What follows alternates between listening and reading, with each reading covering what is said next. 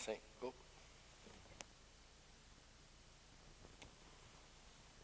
Well, good morning and welcome to the Pensions Committee on Friday the 25th of June. If I may, because we're a new committee and the committee that we've got here today are made up of previous members and new members, so I thought it appropriate that we just make a quick introduction of ourselves. So if I start with my good self, my name is Mike Sutherland. I'm a county councillor for Edging Hill and Heath, which is part of Cannock Chase, and I am the chair for this committee. Can I go to the left, Mike? Thank you, Chairman. My name is Mike Davies. I'm the county councillor for the division of Wombourne, and I'm vice chairman of this committee. I'm Mike Bradbury from the Member and Democratic Services team. Morning, I'm Simon Jackson. I manage the administration team over at the council buildings. I am primarily responsible for looking after the payment and the calculation of pension benefits. I'm John Wiggins. I'm the technical manager for the pension fund, responsible for employer funding and systems.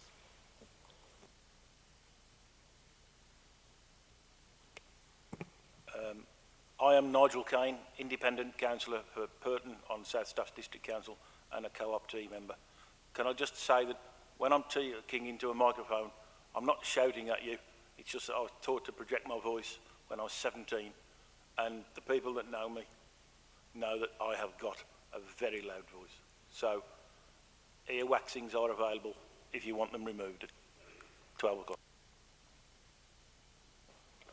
Phil Jones, I am the pensioners representative on the Pensions Committee. Thank you. Philip Atkins, member for Uttoxeter Rural, father of the house, got elected in 1987, leader of the council from, when was it, 2009 till last year, and I've been chairman of the pension panel from 2009 until now.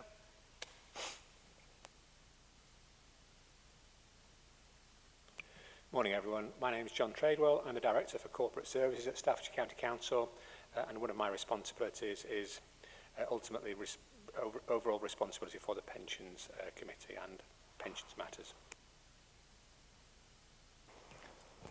Morning everybody, I'm Tim Byford. I'm the Senior Investment Accountant. I work in the Treasury and Pension Fund team, managing the pension fund investments.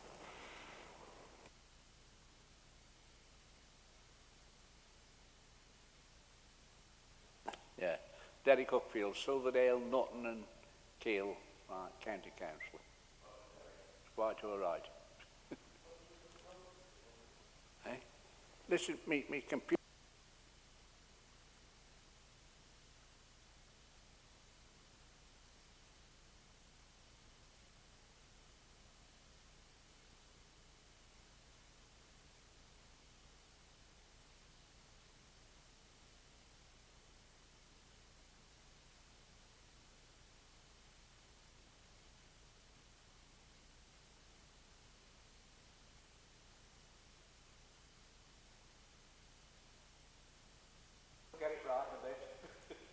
Good morning, Samantha Thompson, Cannock Villages.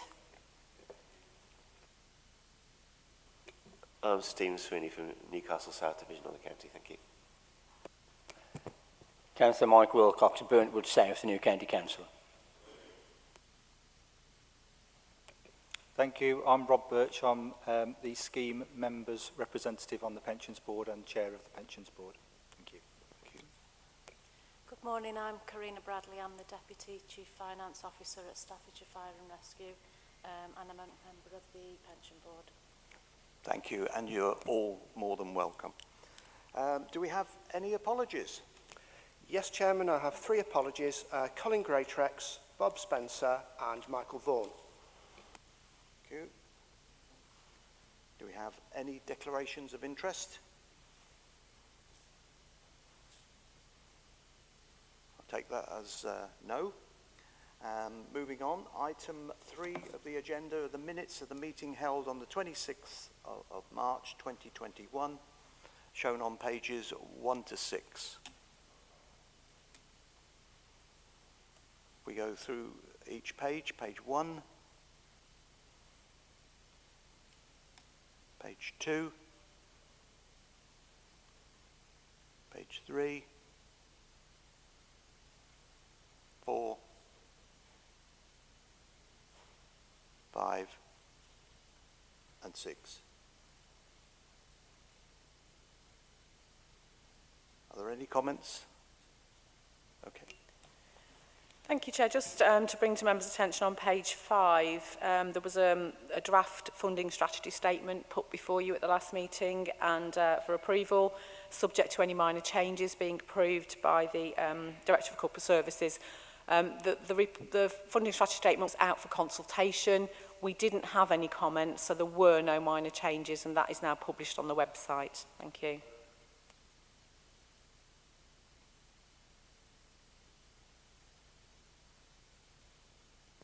So moving on is now the appointments of the pensions panel. The people put forward for that are Colin Greatrix, Philip Atkins, Stephen Sweeney, Mike Davis, and myself. So my proposal is that we ratify that board for the pensions panel. Do I have a support for that? Thank you. So we now have the appointment panel agreed. Moving on to item 5, which is the Staffordshire Pension Fund Audit Plan 2020-2021. And if I may ask Melanie to introduce that one. Oh, I'm sorry, it's Tim. Welcome, Thank you, Tim. Chair. Morning, everybody, again. This is agenda item 5 in your pack on page 7. This is where Ernst Young, who will be the auditors again this year, they're also the auditors for Staffordshire County Council as well as the Pension Fund, and Appendix 1 to this report contains their audit plan for the year. This gives details of how they'll approach the audit and any sort of areas they'll look at as a priority. Due to delays in finalising the 2019-2020 audit, there's been no interim audit so far this year, so the audit, which begins a week on Monday, will be done in one go. There was no areas of change of focus this year, although much like last year, they're going to look at a going concern status. This is to ensure the pension fund will be here for the long term, and also they have a particular interest in direct property valuations, and much like last year, they'll be focusing on this again.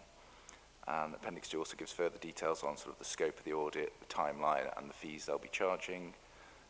As the audit has not officially started yet, they may need to make some slight changes to this. Any changes to the audit plan and outcome of that will be brought to a future committee. And happy to take any questions. Members, any questions? All very quiet today. Tim, if I may, I guess one is the timing, but also costs. And I note in the report that there has been some movement in that area. Would you like to comment for the committee on that for me? Yes, happy to do that. This is contained in Appendix 2. There's a section on fees. Appendix A within the report. 24, page 36 of the PDF sent out, page 24 of the Ernst & Young document. This shows that there was, I think, the fees charged in 2019-20 were over £80,000.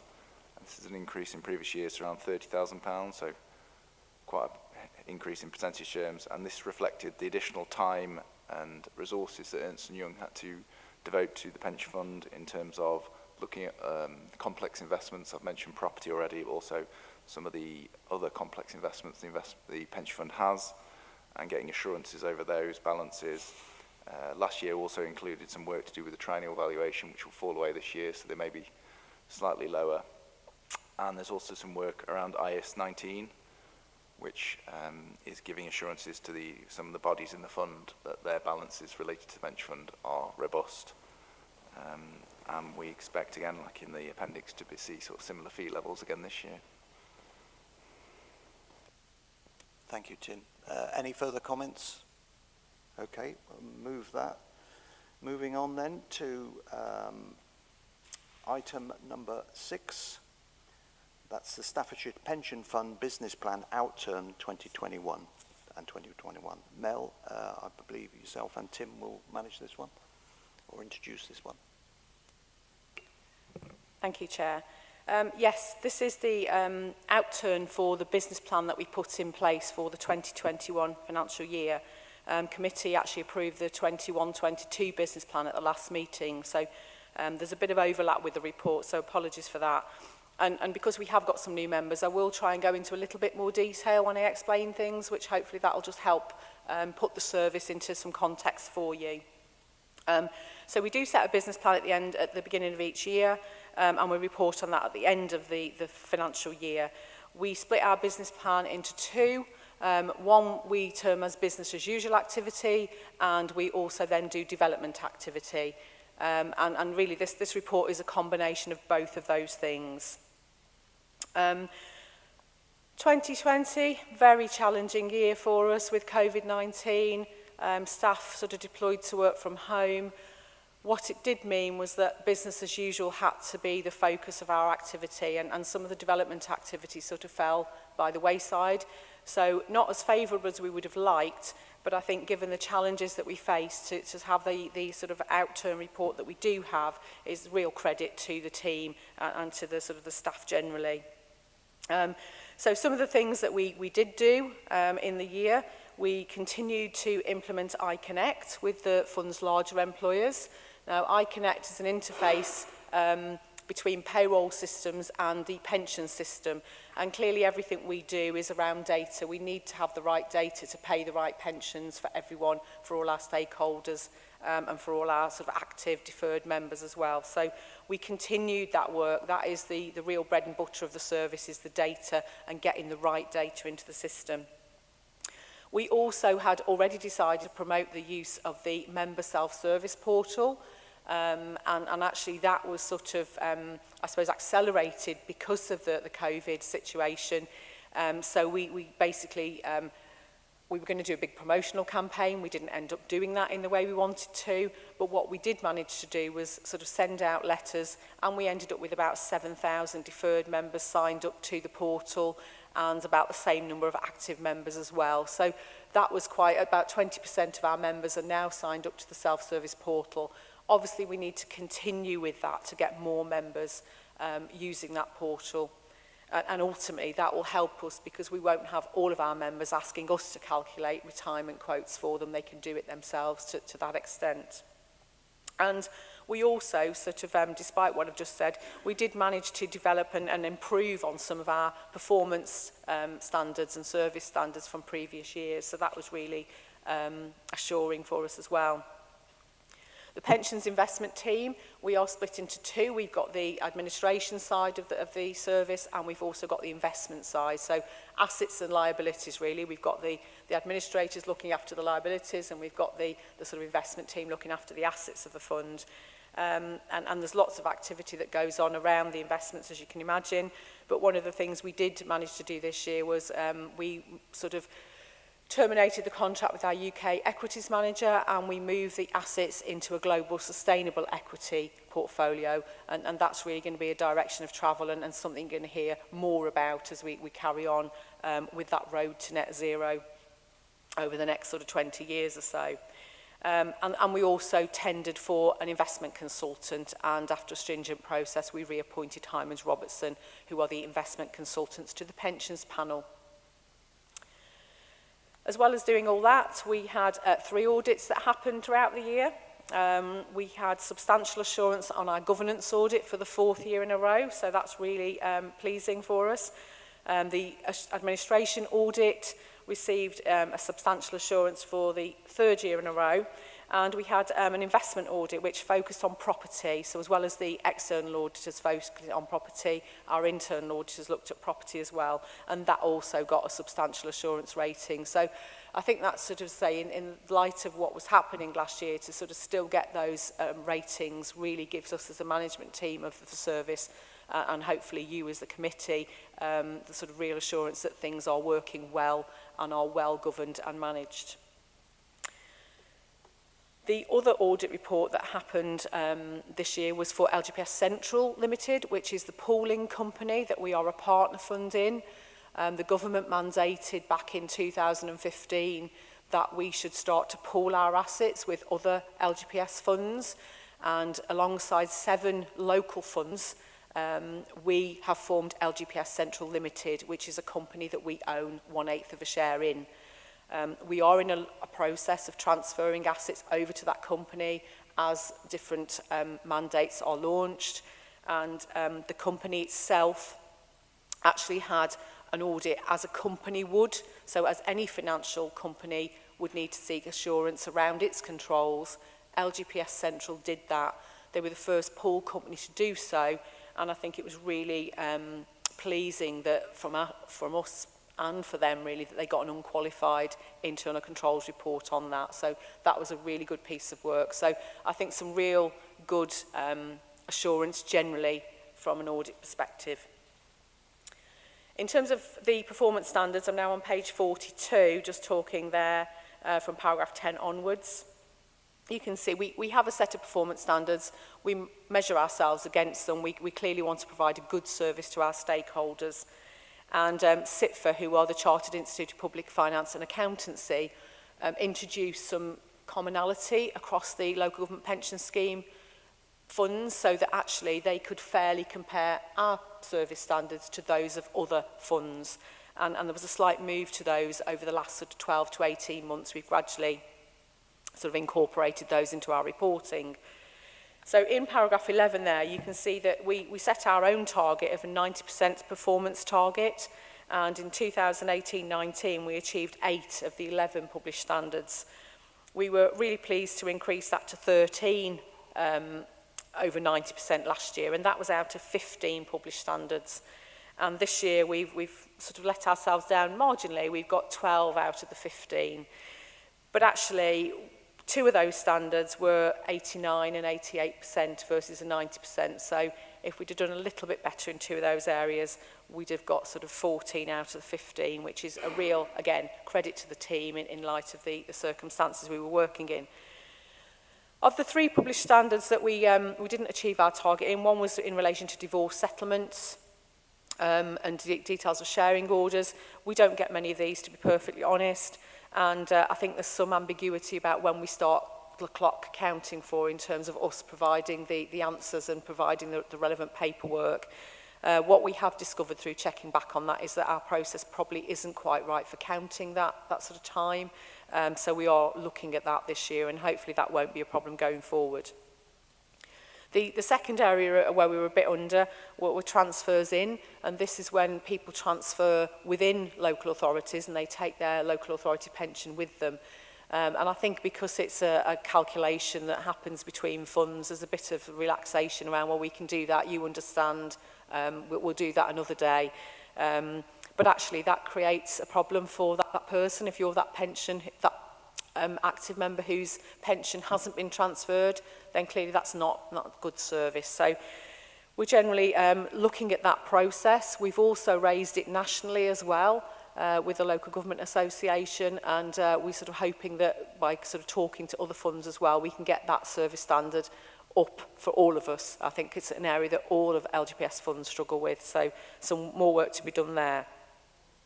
And finally, the third area where we were just a little bit under 90% was in the area of notifying dependents of a pension on somebody's death, a scheme member's death.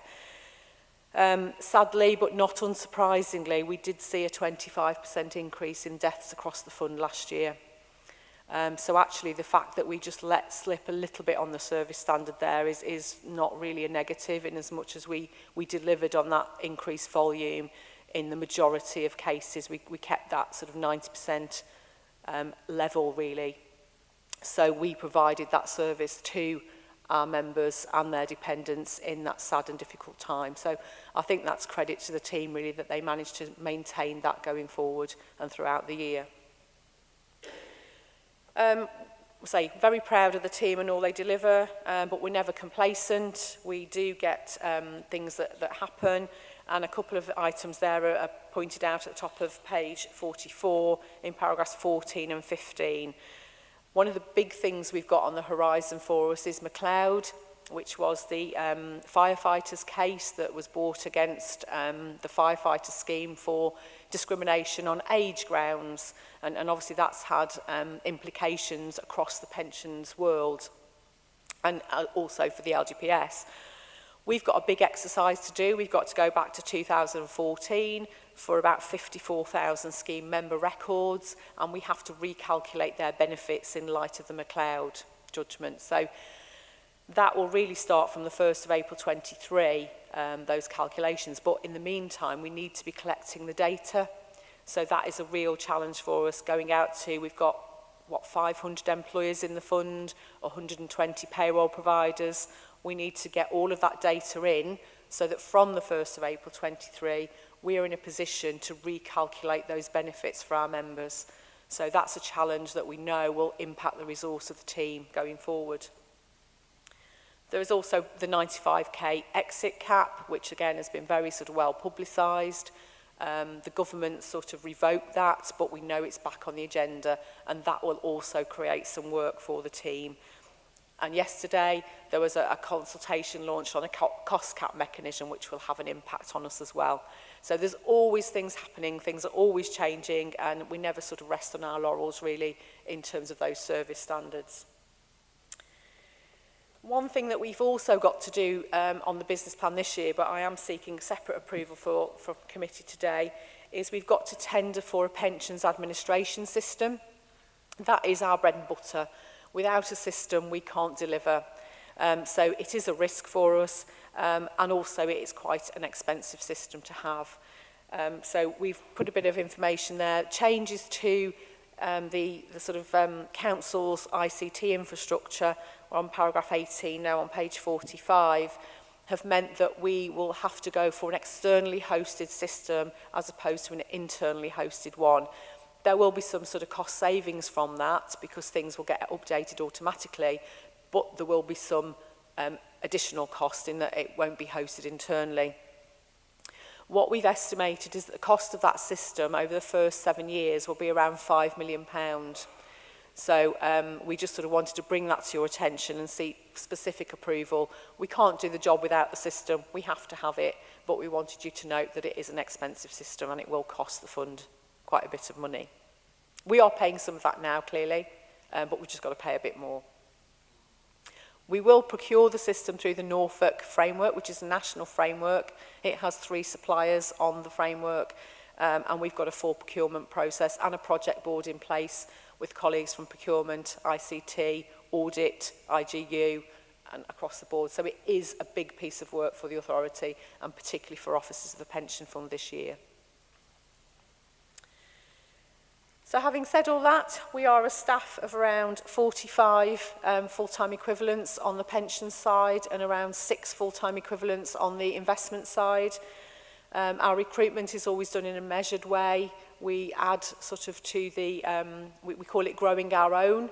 We bring sort of youngsters in really, and we sort of teach them around pensions, and we do our own training. It's very difficult to get qualified staff that come in at the right level. So we do sort of an annual recruitment exercise really where we sort of bring a couple of 3 people on board and we train them to do the bread and butter stuff that we do, which releases our senior members of staff to do the more complex cases and sort of oversee the management of the section. Last year we were successful in recruiting 2 systems officers. We recognise, I just said about McLeod and the data that we need to collect, and clearly we need the right people in the right post to sort of manipulate that data. So very fortunate to have picked up 2 really good staff that have come on board and are quickly making a difference within the section.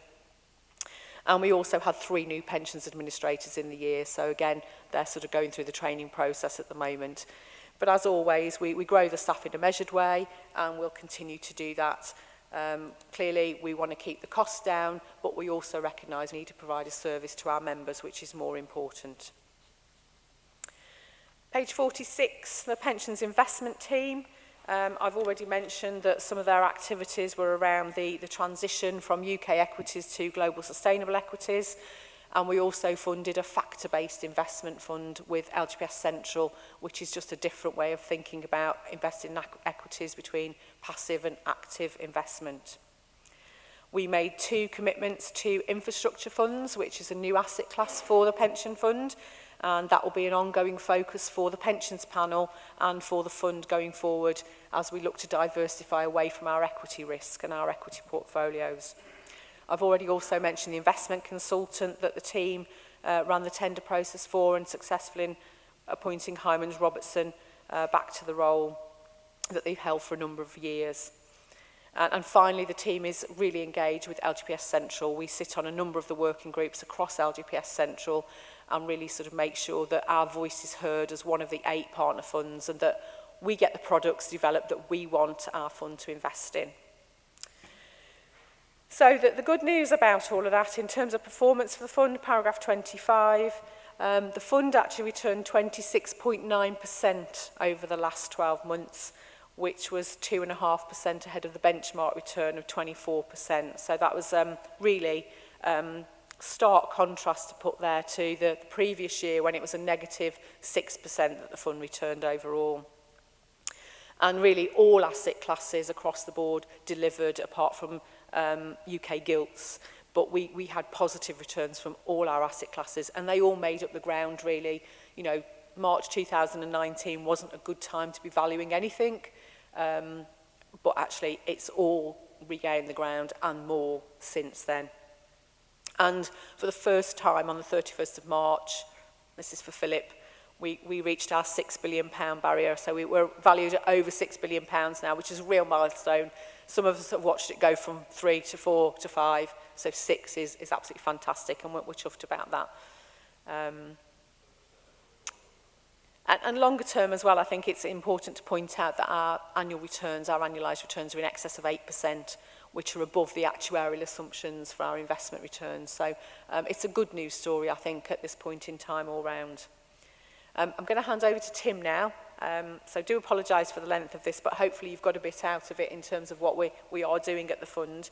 And Tim's going to talk about the budget that we set and the costs that we incur as part of our sort of activities. Yes, thank you. This is paragraph 28 onwards, the pension fund budget and costs. And you can see from the table at paragraph 29, this is our performance against a sort of high-level budget that we would have brought to Pensions Committee in March 2020. And it shows an overspend of around £2 million. This £2 million is pretty much 100% or over 100% attributable to an increase in investment management expenses. Sorry, I'm told to speak up a bit. The table at paragraph 29 shows that an increase of £2 million in our investment management fees. We break costs into 3 main sections. This goes with the SITFA, our accounting body, and the first section is administration costs, which is paragraph 32, which shows a decrease in around £400,000. This is to a few areas, support service charges, class charge, which is software, and lower use of external solicitors. So that was quite pleasing.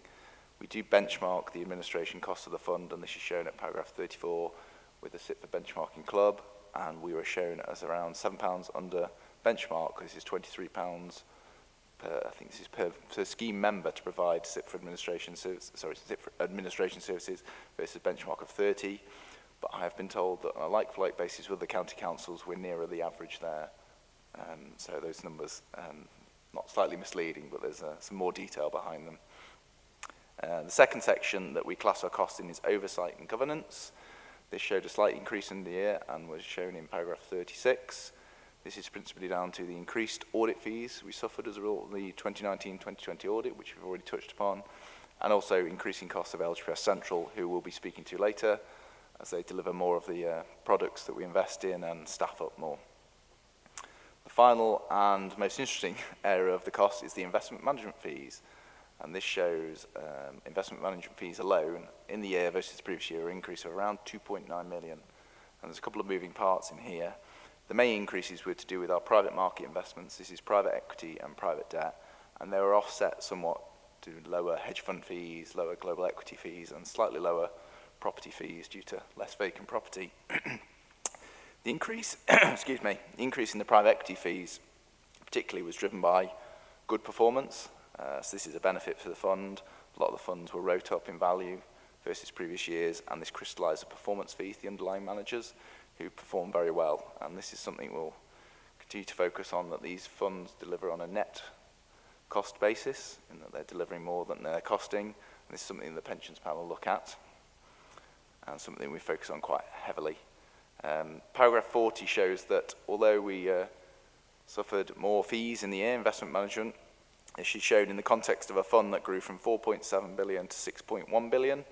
So actually our average fee level came around from 0.28% to 0.26%, so somewhat justifies the increase in fees in terms of, the fund has increased in value by 1.5 billion, so there's going to be naturally, when some of our costs are based on the asset under management, there will naturally be an increase in some of the fees. We do use cost benchmarking services to make sure our costs compare well with others. We use the services of a company called CEM Benchmarking, who are based in Canada. They benchmark around 300 global funds who have, I think the number's in there, over 7.2 trillion in assets, all these funds. And we are put in a benchmarking group which contains some LGPS funds, UK LGPS funds, and also other global funds to compare our costs against. These have an average assets under management of similar to ourselves, 6 billion. And this information was presented to the December Pensions Committee, but it's being repeated here for information as we undertake filling the survey out again. So hopefully we'll be bringing the updated numbers to you soon. This showed that our costs were above peer benchmarking group. We paid on average 67 basis points, that's 0.67%, versus the peer group, which was 59.7 basis points. So above benchmark, but this was all down to the way we invest our assets. As particularly our private market again. These are in fund-of-fund structures, which have 2 layers of fees. And as we move towards a pooled world, where we're using the services of LGPS Central more, we're hoping these fees will come down as they remove a layer of fees, bringing more value for money to the fund. So that was a run through the cost part of the outturn report. I'm happy to take any questions on that. Well, if I can say, that was a very, very comprehensive report, so thank you both there. So, members, any questions? Yeah, okay, thank you, Chairman. No, it's not a question, really. It's a comment. All the years I've been on this committee in various different guises, the chart at the bottom with the coloured lines going across, I don't remember ever seeing it looking quite that good. With sort of gold stars on every single thing. You are? Yeah, whatever it is, the coloured one. And the one that hasn't gone up is still better than it was 2 years ago. So I think it's a pretty stupendous achievement. I also think that the value that you've got here, 5.1 billion. Remember, there's 3 zeros to add onto these, down to 4.7 billion. And then whacking up to 6.125 billion, it's ever likely the cost involved. If the success is, you don't get that for nothing. Something's got to be paid. So I think it's a phenomenal achievement, really, Manley. Thank you, Chairman. Philip, you stole your glory there. Yeah, no, I would say phenomenal achievement on the investment side. For new members, it's important because the county council or the councils are the guarantors of the fund. And when I came on the panel back in 2009, it dropped after 2008. The fund did down to about 1.5 billion, and we weren't funded. I think we got down to about 60% funded, probably, or something like that, 65, something like that. And now the fund is getting to a fully funded level, probably, which is testament to the investment team and the investment strategy which we've adhered to. Because everybody's got bright ideas how to make money, including going to Las Vegas and putting all the money on red, which always pull people's leg about, and unfortunately the fees and charges took all the profit away. The staff side of it, you need more staff, and I think training our own is the right way, because it might sound very boring to new members' pensions, but it is vitally important that people on the investment side know what they're doing about that, and interviewing managers and the like, but also on a very personal basis, which the committee will have from time to time, about, you know, you noticed on that chart that Stephen mentioned, the different elements of it, and people, as time goes on, will rely on their pensions because there's more, you know, that baby boom's coming through. And it also, Chairman, with a wider debate, I know we're just on pensions, but this model of a fully funded fund, not like the state pension and the police, health service and other civil servants, which is an unfunded pension fund, and it comes out of general taxation, is something that really is a lesson to central government. And when they start doing the review of social care reform, for the longer term, there are some that have embarked on the journey of care homes and having charges on the houses and the like. This model is of the local government pension scheme is a really good example of how going forward people could fund on an insurance basis the dangers of ending up in a care home. And it may be something that the County Council and other councils should look at in the future about offering that to their pensioners, because it is an insurance scheme. Hopefully nobody's got, as the Chief Exec said, he's never met anybody who's got a burning desire to end their time in a residential care home. Everybody wants to be at home.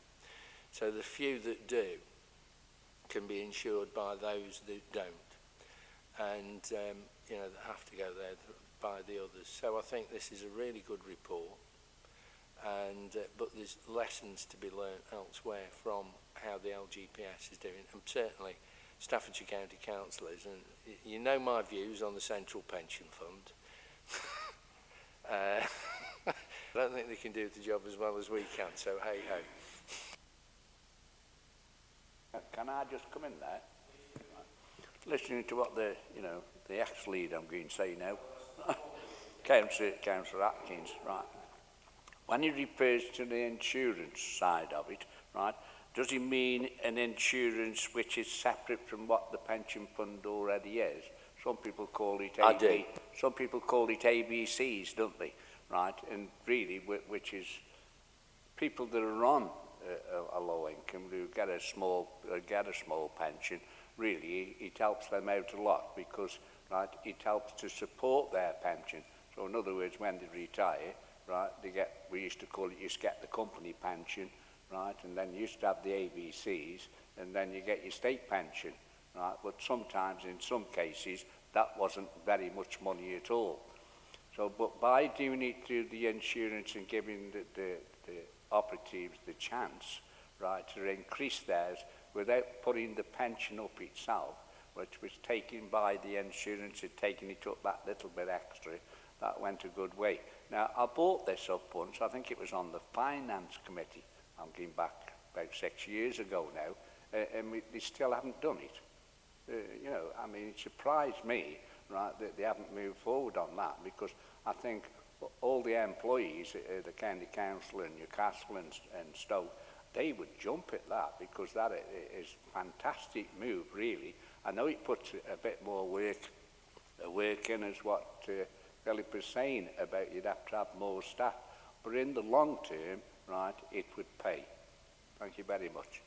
Thank you for that valid point. Can I come back and just say that there is a difference between pension and social care insurance. Pension is paid out to everybody regardless of, you know, when they reach a certain age. And, you know, if you go and look at the Scottish Widows and worked out how that worked on the, it was all to do with priests, vicars and rectors in Scotland, and when they died, their widows had got nothing. So they worked out actuarially how much they'd want to all have to contribute, so that they had a pension.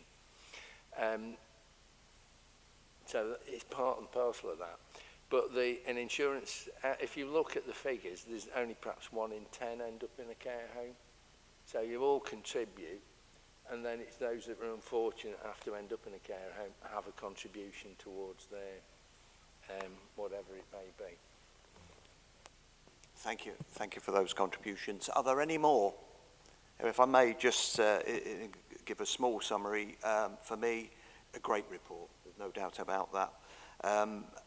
Highlights, I like the improving consistency and level of performance. That's critical, that we serve our pensioners well.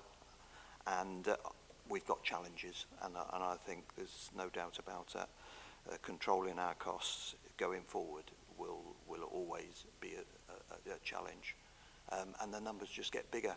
And that really brings me now to the recommendation that the Pensions Committee approve the outcome position of the Staffordshire Pension Fund Business Plan for 2021, and that the Pensions Committee approve the procurement of a pensions administration system at an estimated cost of 5 million over the initial 7-year contract period.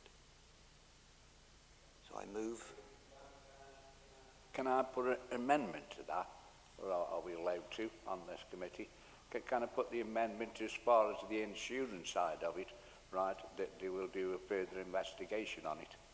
I think I'd like to take that separate. Separate, yeah, that's fair enough. Yeah, we'll just stick to this report if we may. Yeah. So I move, can I have someone to move the report? Thank you. And second? Yeah, thank you. So thank you, that concludes that. We now move to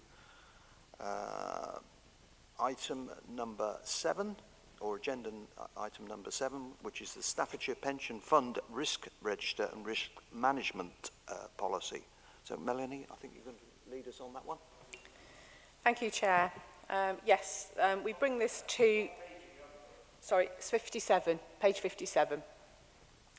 So this is the report that we bring to the Pensions Committee annually, and we also work with the local pensions board on a quarterly basis to look at our risk register in a bit more detail.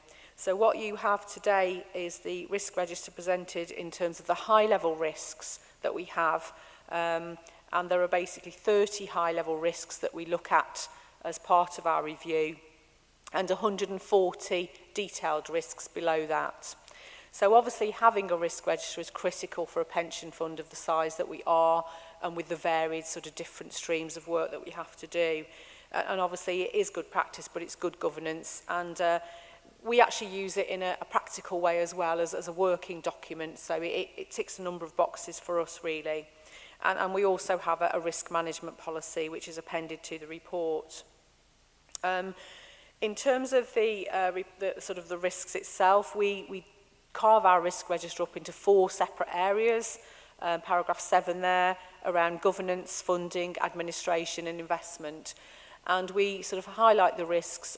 We look at each individual risk, a detail risk, and we give it a red, amber, green, so a RAG rating based on the impact of the event happening, if it happens, and the likelihood of it happening. And we combine that to give what we call a RAG rating. So it's basically a numerical score, and we sign it with red, amber, green.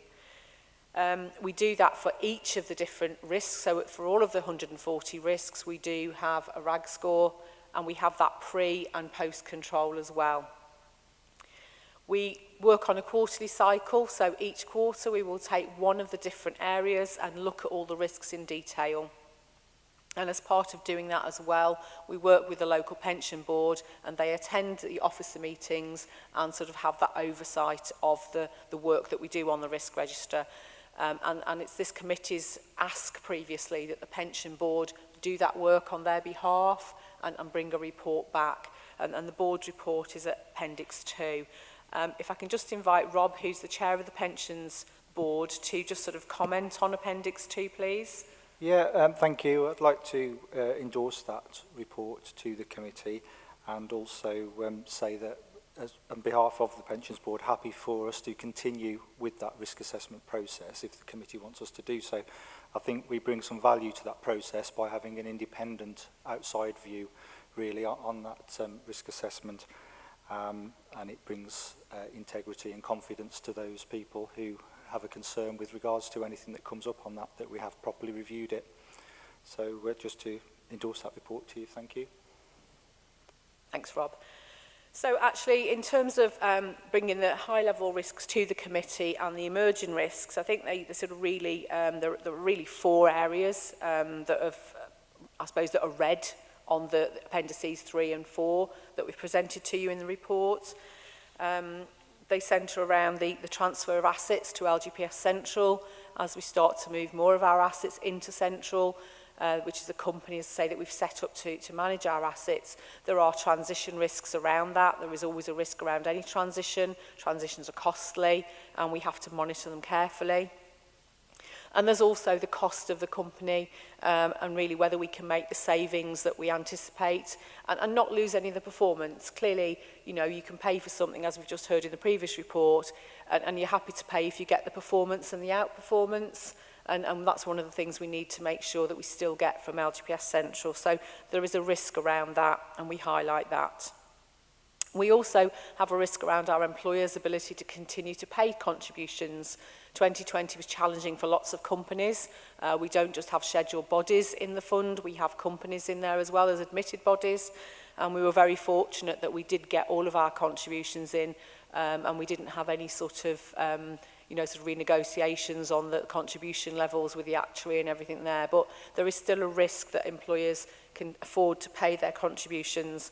And also, some of our employers are very mature now, so we need to make sure we get sort of deficit repair contributions in for them as well as the payroll contributions going forward. So, I say a risk around that sort of level. And the other thing, service standards. We've heard about McLeod, we've heard about the 95k exit cap, you know, general challenges. So really we want to maintain, I think the thing is when you've got 14 out of 15 of your service standards above 90%, there's not much room to improve and we need to maintain that. So we're very conscious of that as well, that we want to sort of keep those service standards high despite the fact we've got some challenges on the horizon. And then the system tender, again, we've spoken about that, and that is a risk, changing, if we have to change a system, that is a big risk. There will be a lot of work around changing it, and we need to make sure that all the checks and balances we have in the current system are there in any replacement system. So that's a challenge there. And really the emerging risks are the same. I think as you know, high-level risks become red, then clearly they're the ones that you need to focus on in the year. So really it's the same story with Appendix 4 and the emerging risks as well. We've appended Appendix 5 on page 71, a risk management policy, which just formalises our process really in a document that we put on our website so stakeholders can see that we sort of do manage the risk. And obviously this report is in the public domain as well, so it's available for everyone to see. Thank you, Chair. Happy to take any questions. Members, any questions? Stephen. Yeah, thank you. Thank you, Jim. Well, on the, I know for years there's been should we say, issues with some of the people not giving the authority the right information. And one of the risks on here is to ensure data quality is accurate, secure, and protected in critical systems available at all times. And that starts at 16 and finishes at 16. Is that we're not getting the information we need off other employers? Yes, I mean, we have had challenges in the past, haven't we, with employers not providing it. And to be fair, we've worked the last 2 years with those employers.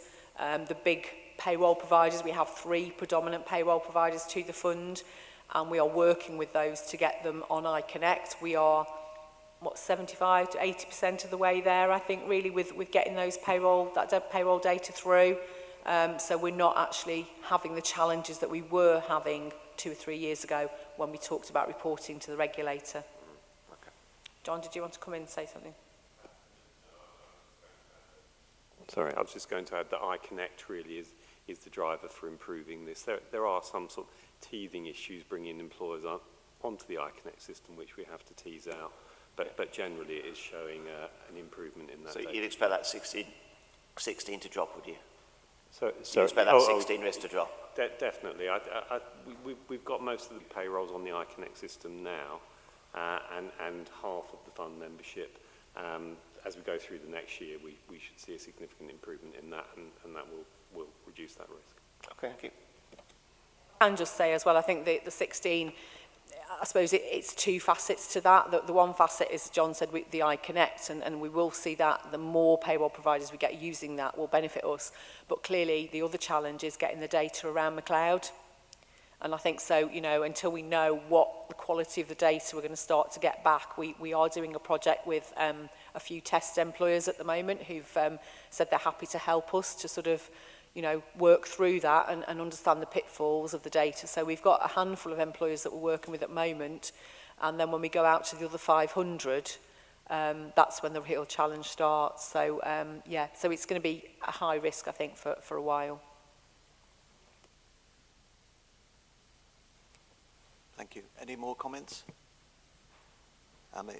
If I may, in summary, Appendix 4 and 5 actually really gives the devil's in the detail, isn't it? And if I may, I'd like to formally thank Rob, not just for his endorsement, but on behalf of the Pensions Committee, I say to you, we're happy to continue, or for you to continue with this important work. So thank you. So, the recommendation of the report, he says, let's get to it.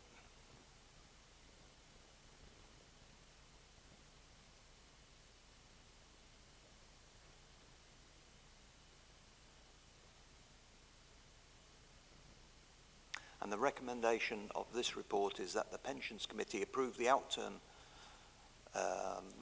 Hold on, we've done that one, haven't we? What page is it? 50? Thank you.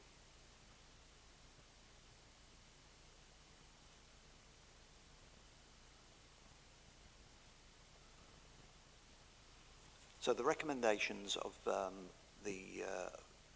Staffordshire Pension Risk Fund Risk Register and Risk Management Policy is that the Pensions Committee note the summary of the high-level risks and the emerging risks from the current Staffordshire Pension Fund Risk Register and as presented in Appendix 3 and 4 respectively.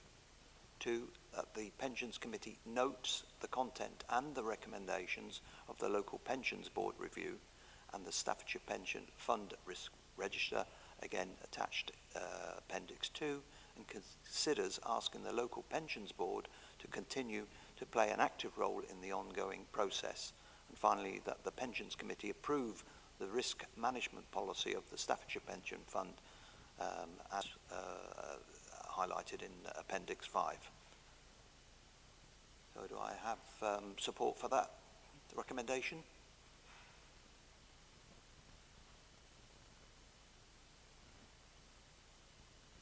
Sorry, can I ask for... Thank you. Thank you. Take that as a given. So, moving on to item number 8, and that's the Staffordshire Pension Fund Task Force for Climate-Related Disclosures and the report of 2020-2021 and Climate Stewardship Plan for 2021-2022. And Tim, you're going to introduce this report. Thank you. Yes, happy to, Chair. This is page number 77 of your pack. So this is the Fund's first Task Force for Climate-Related Disclosures, which is quite a mouthful, TCFD report, and also Climate Stewardship Plan. Taking a step back slightly, at the last Pensions Committee in March 2021, the Pensions Committee received a climate risk report from LGPS Central. This looked how climate change risks were managed by the Fund and using the best available analytical tools. So it used some carbon risk metrics, so given the carbon footprint of the fund, and also climate scenario analysis, so how the fund's asset allocation will perform under certain temperature increase scenarios going forward in the decades. This report, LGPS Central, was consistent with TCFD reporting, so has allowed the fund to produce its first Task Force for Climate-Related Financial Disclosures report.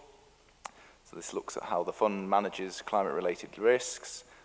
It's divided into 4 areas. This is governance, strategy, risk management, and metrics and targets. And this can all be seen in the TCFD report in Appendix 2.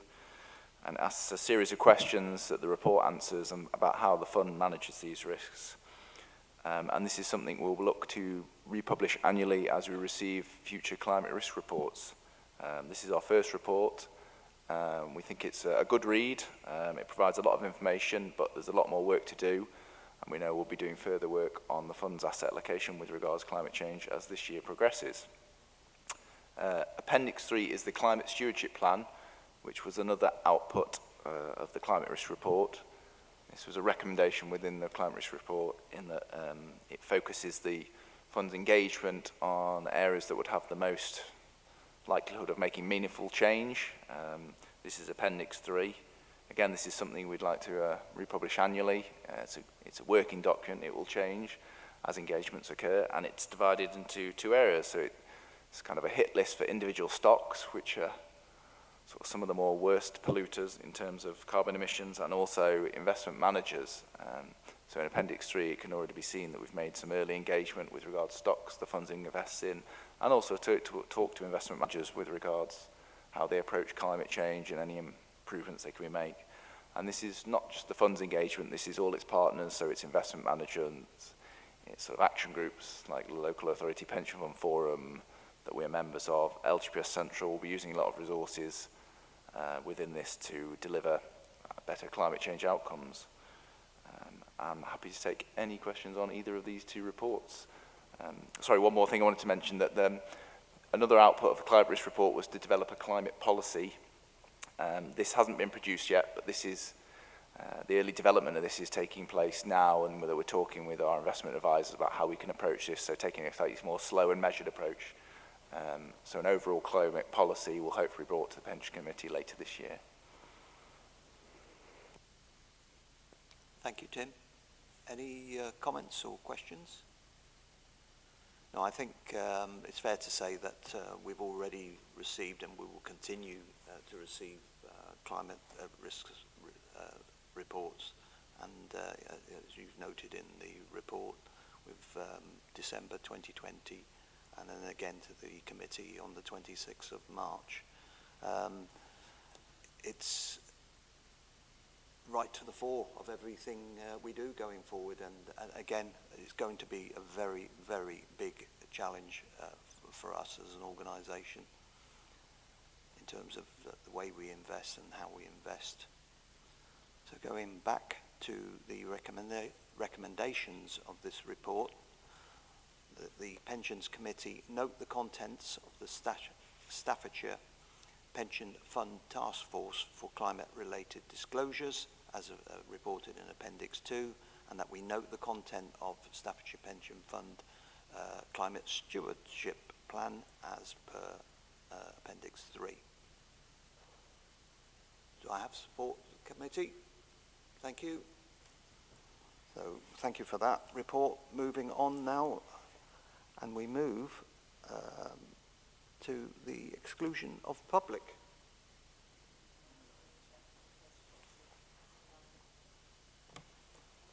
Oh, I'm ahead of myself.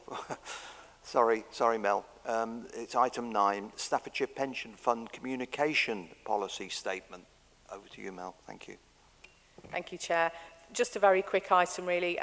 Obviously, we've got lots of policies at the fund, and it is best practice to have policies around things, and obviously represents good governance, which we're obviously really keen on. This communications policy statement was updated fairly recently, but it had a review date which we'd missed, and the auditors picked up as part of their governance audit. However, what we did take the opportunity to do in revisiting the policy was to amend it for the changes we've put in place as a result of smart working. So there are a lot more sort of online pointers to the website. We accept digital scans of things now, whereas it was always hard copy before. So we've changed the way we deal with all of our stakeholders. I think the communications document is a good document in terms of what it contains, and it does sort of explain clearly to all of our stakeholders how we will communicate with them, and also the sort of things that they can find on the website, or how they can you know, sort of reach us, and different publications that we have, you know, and about the My Pensions portal. There's quite a lot of information in there, and it is on our website. So it was just to bring it to your attention that we have updated it for the new ways of working. Happy to take any questions, really. Any questions, comments? Mike. Thank you, Chairman. It says in number 3 that most policies have been reviewed and updated. Does that suggest that there's still some more policies to be updated, Mr. Chairman? About 3 years ago, we did an audit of all of the policies. We've still got an administration policy, which is a beast of a document. I think it's about 120 pages, and that's the only one that I know that we still haven't quite got round to tackling, but we are hoping to get that done before the end of this financial year. But we've got a review cycle now, but that's the only one we haven't, and that's the reason for the word most. Happy with that, Mike? Thank you. Are there any more?